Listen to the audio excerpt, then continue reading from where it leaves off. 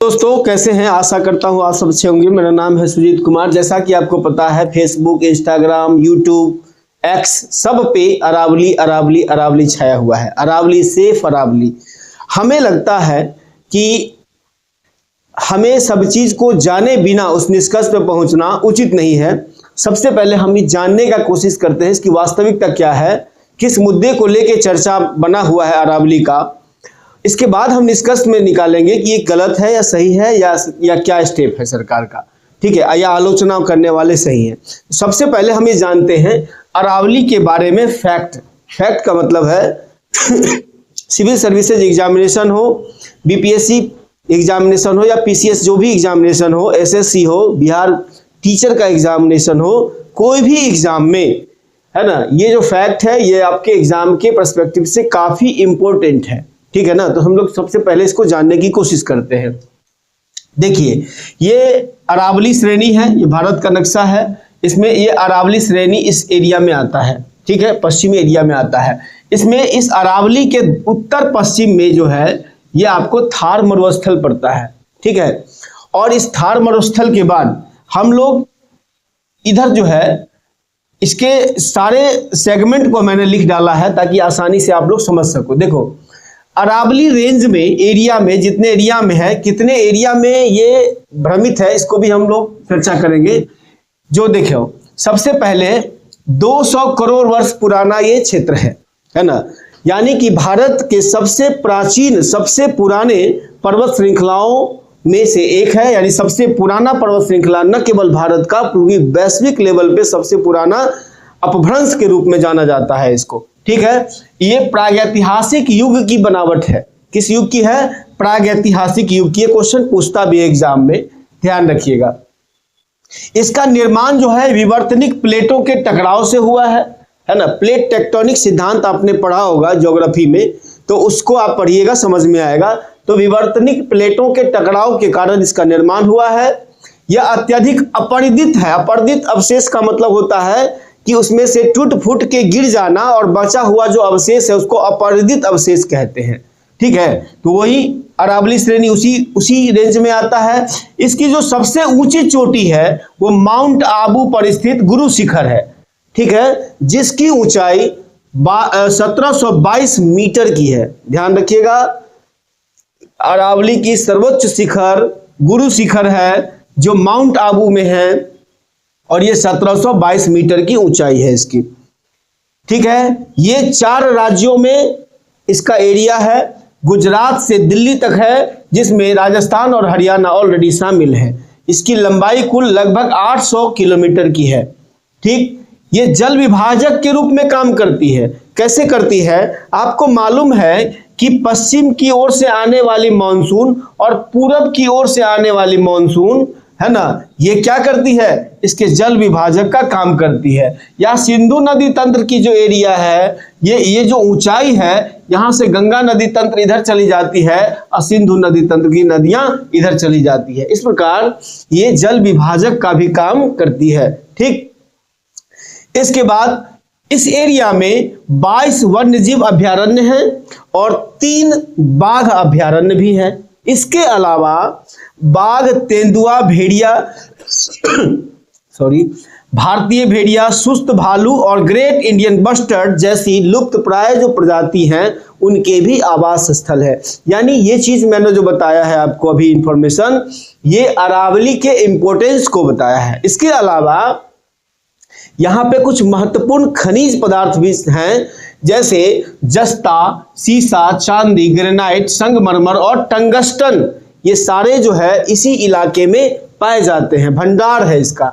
दूसरा बात, कुछ ऐसे क्षेत्र हैं जो यूनेस्को ने इसको घोषित कर रखा है यूनेस्को के मानचित्र पर। जैसे चित्तौड़गढ़ का किला राजस्थान में पड़ता है, बहुत सारे लोग घूमने भी जाते हैं, बहुत अच्छा जगह है। फिर कुंभलगढ़ का किला, ये दोनों किला इसी एरिया में पड़ता है जो राजस्थान एरिया में है। इसके बाद कुछ धार्मिक केंद्र भी हैं जो काफी प्रसिद्ध है, जैसे पुष्कर मेला का नाम आप सुने होइएगा। पुष्कर मेला बहुत सारे देश दुनिया के लोग जाते हैं वहां घूमने। इसके बाद अजमेर शरीफ ख्वाजा मोइनुद्दीन चिश्ती का दरगाह, ये भी आपको उस एरिया में पड़ता है। माउंट आबू, अगर आप अजमेर जाइएगा तो माउंट आबू आपको सीधा नजर आएगा, है ना, चूंकि मैं गया हूं तो मुझे पता है, मैंने देखा है। इसके बाद रनकपुर भी धार्मिक केंद्र है। ये तो हो गया अरावली का फैक्ट। अब हम ये जानने की कोशिश करते हैं कि ये ऐसा क्या मामला आया है कि सुप्रीम कोर्ट ने डिसीजन दिया और उसका पुरजोर तरीके से विरोध हो रहा है। तो हम लोग बारी बारी से चर्चा करेंगे। सबसे पहले कि नई परिभाषा जो सुप्रीम कोर्ट ने दिया 2024 में, है ना, ये क्या मुद्दा है जो अभी आके ये उखड़ रहा है। तो 2024 में सुप्रीम कोर्ट ने अरावली की नई परिभाषा दी, जिसमें ये कहा कि एक ऐसा भू आकृति जो आसपास के स्थानीय भूभाग से 100 मीटर या अधिक ऊंचाई पर स्थित हो, उसको अरावली की श्रेणी में शामिल किया जाएगा। यह संरक्षण पहाड़ी क्षेत्र की संपूर्ण संरचना पर लागू होती है, जिसमें ढलान और उससे संबंधित भू आकृतियां शामिल हो, चाहे उसकी ऊंचाई कितनी भी हो। ये बात अपने परिभाषा में शामिल की गई है। देखिए, कहने का मतलब ये है कि जब कोई भी पर्वत होती है उसका एक बेस होता है ना, तो बेस को 100 मीटर की ऊंचाई के बाद वाले एरिया को, है ना, ये अरावली श्रेणी में काउंट करता है नई परिभाषा के अनुकूल। तो क्या ये नई बात है? बिल्कुल नई बात नहीं है। हम लोग जानेंगे इससे पहले भी इस क्षेत्र में जो हस्तक्षेप हुआ है तो ये मुद्दा क्या था। नई परिभाषा का उद्देश्य क्या है? उद्देश्य है खनन जैसी गतिविधियों को विनियमित करने में स्पष्टता और वस्तुनिष्ठता प्रदान करना। अभी क्या है कि अभी क्लियर नहीं है कि कितनी ऊंचाई पर के साथ अरावली को परिभाषित किया जाए। तो अगर ये क्लियर हो गया 100 मीटर की ऊंचाई, तो यहाँ पर माइनिंग का प्रॉब्लम जो है, कोई कहीं माइनिंग कर रहा है, कोई कहीं माइनिंग कर रहा है, तो ये माइनिंग के प्रॉब्लम में समाधान आएगा और क्लियरिटी आएगी, है ना, स्पष्टता आएगा। इसलिए ये परिभाषा बहुत जरूरी है। नए पट्टे पर अस्थायी रोक लगा दी गई है, यानी कि नया जो माइनिंग का पट्टा दिया जाएगा कॉन्ट्रैक्ट, वो बिल्कुल इस पर रोक लगा दिया गया है सुप्रीम कोर्ट के द्वारा। और सरकार ने भी कहा है कि नया माइनिंग हम नहीं देंगे, ऑक्शन करने का अपॉर्चुनिटी नहीं देंगे। उस एरिया में नया माइनिंग यानी नई तरह से खुदाई जो है वो नहीं होगी। अब हम जानते हैं कि क्या ये नया मुद्दा है या इससे पहले भी अरावली क्षेत्र में कोई हस्तक्षेप हुआ है। देखिए, पूर्व में किए गए हस्तक्षेप क्या है? पूर्व में हस्तक्षेप क्या है? 1990 में पर्यावरण मंत्रालय ने खनन को स्वीकृत किया। किसको? विशेष परियोजनाओं के लिए। जो स्वीकृत परियोजना है उसी क्षेत्र में खनन को परमिशन दिया गया, जिसका नाजायज फायदा वहां के राज्यों ने उसके नियम का उल्लंघन करके अवैध खनन का एक आधार बना। ये 1990 की बात है। इसके बाद इसको परिभाषित किया गया। फिर दोबारा 2002 में, कब? रिचर्ड मर्फी भू आकृति वर्गीकरण का उपयोग करके 2002 में 100 मीटर के ऊपर की भू आकृति के रूप में परिभाषित किया, जो वर्तमान में भी 100 मीटर के भू आकृति को परिभाषित किया गया है सुप्रीम कोर्ट के द्वारा। ये भी 2002 में भी 100 मीटर की ऊंचाई का आधार माना गया था। ठीक है, इसको भी परिभाषित किया गया था। फिर 2009 में सुप्रीम कोर्ट ने खनन पर रोक लगा दी। फिर 2024 में सीईसी को जांच का आदेश दिया, जिसमें वैज्ञानिक मानचित्रण करने की सिफारिश की गई। इसके साथ साथ अरावली ग्रीन वॉल पहल की शुरुआत की गई, जिसमें 1400 किलोमीटर लंबी और 500 मीटर चौड़ी गुजरात, राजस्थान, हरियाणा और दिल्ली को कवर करते हुए, है ना, एक लंबी मतलब वृक्ष की पट्टी बनाई जाएगी, जिसमें जो 1400 किलोमीटर लंबी होगी या 5 किलोमीटर चौड़ी होगी। वृक्षारोपण किया जाएगा ताकि उस क्षेत्र में डेजर्टिफिकेशन को रोका जा सके, यानी मरुस्थलीकरण की समस्या को रोका जा सके।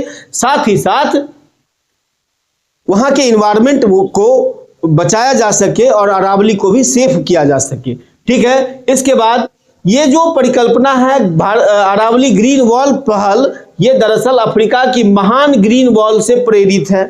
ठीक, उद्देश्य क्या है? उद्देश्य है ग्रीन वॉल पहल की 2027 तक 1.1 मिलियन हेक्टेयर खराब भूमि को बहाल करना, अच्छा भूमि में तब्दील करना, जो खराब भूमि हो चुकी है उसको लेकर। अब जो है हम लोग जानते हैं कि आखिर इतनी अच्छी बातें हैं तो आलोचना क्यों हो रही है ना? आलोचना का आधार क्या है?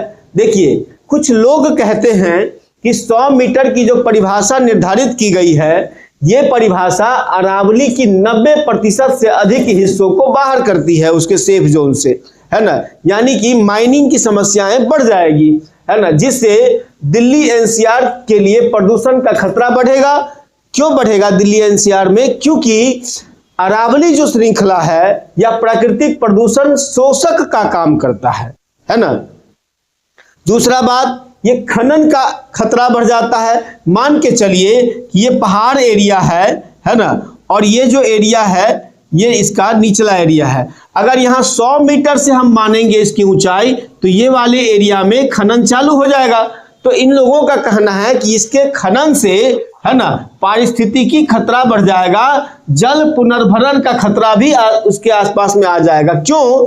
क्योंकि यहाँ का पानी क्या होता है, ये ढाल बन के चला आता है नीचे दूसरे एरिया में, और आसपास के एरिया में विशेषकर दिल्ली, राजस्थान, हरियाणा और गुजरात के एरिया में जल के स्तर को बनाए रखने में मदद करता है। लेकिन जब यहाँ पे माइनिंग हो जाएगा तो इस माइनिंग के कारण सारे जल जो है यहीं पर रुक जाएंगे और ये जल आगे आ नहीं पाएंगे, इसलिए जल पुनर्भरण की समस्या बन जाएगी और जल स्तर गिर सकता है आसपास के राज्यों में। मरुस्थलीकरण में वृद्धि होगी। जैसे कह रहा है कि अगर अरावली क्षेत्र में अगर माइनिंग बढ़ेगा तो इधर जो डेजर्ट है, यानी कि जो थार मरुस्थल है, ये मरुस्थल पश्चिम की ओर विस्तार करेगा, पूरब की ओर विस्तार करेगा।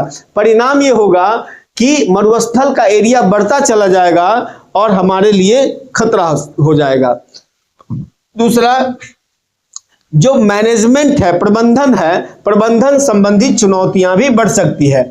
दोस्तों, ये हम लोगों ने पूरी इसकी व्यवस्था को समझा कि आखिर इसका बेस क्या है, वर्तमान की चर्चा का आधार क्या है, और इसके बाद फिर हम आलोचना का आधार क्या है। मेरे हिसाब से ऐसा लगता है कि अरावली पे जितनी भी बातें अभी हो रही है सब भ्रामक है। ये एक भ्रम है। भ्रम कैसे है आप अंदाजा लगाइए। आखिर कोई तो मानक आपको स्थापित करना पड़ेगा ना, जो आपको माइनिंग को रोका जा सके। अगर मानक स्थापित नहीं कीजिएगा तब तो कोई होगा नहीं।